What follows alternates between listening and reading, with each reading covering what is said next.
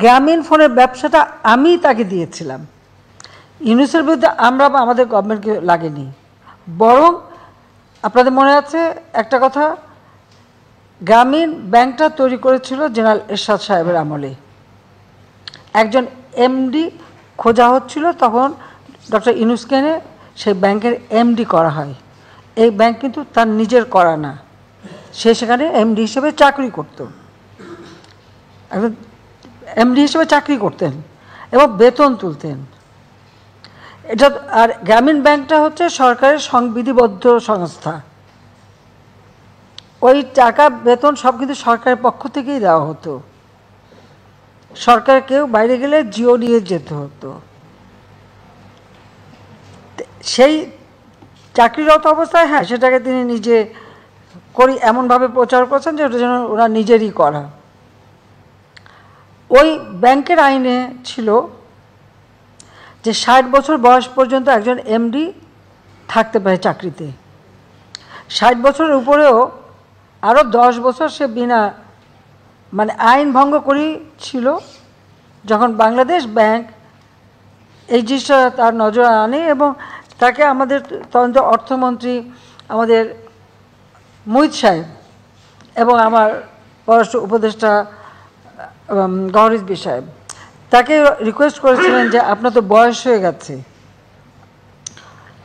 ইতিমধ্যে 10 বছর বেশি আপনি ইললিগালি এখানে আছেন, তা আপনি এখানে উপদেষ্টা হিসেবে থাকেন, কিন্তু তিনি এমডি পদ ছাড়বেন না, এমডি পদ তাকে রাখতেই হবে। এবং ডক্টর ইউনূস কিন্তু আমাদের সরকারের বিরুদ্ধে, অর্থমন্ত্রীর বিরুদ্ধে এবং গভর্নর মানে বাংলাদেশ ব্যাংকের বিরুদ্ধে তিনি 2টা মামলা করেন। এ কথাটা তো সেই পত্রিকালারা লেখেনি, 2টা মামলা করে এবং 2টো মামলায় হেরে যায়। কারণ হেরে যায় এই কারণে যে সেখানে কিন্তু মামলা কিন্তু কখনো সরকার করেনি, আর এখনও তার বিরুদ্ধে যে মামলা এটা কিন্তু সরকার করেনি।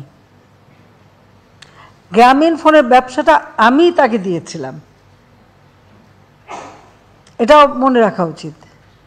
গ্রামীণ ফোনের ব্যবসাটা তাকে আমি দিয়েছিলাম কারণ গ্রামীণ ব্যাংক তার আমলে প্রায় ক্লাপস করে যাচ্ছিল।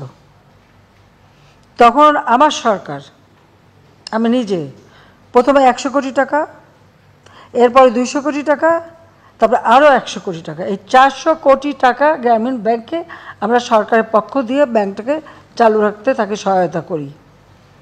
তখন উনি প্রস্তাব দেন যে এই গ্রামীণ ফোন একটা ফোনের ব্যবসাটা পেলে এর যে প্রফিটটা হবে সেটা গ্রামীণ ব্যাংকে জমা হবে এবং সেটা দিয়ে ব্যাংক চলবে।